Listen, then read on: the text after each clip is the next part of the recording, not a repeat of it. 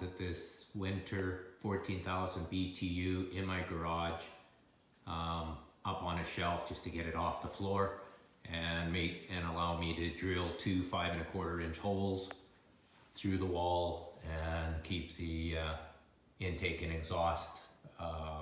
cover plates above ground so we're not running into it with a vehicle or whatever. And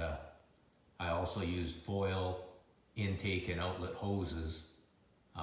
rather than the plastic hose, flexible hose that comes with the unit. It was just easier to connect through the wall to the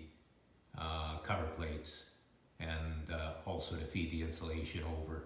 top of the pipes to improve and help efficiency.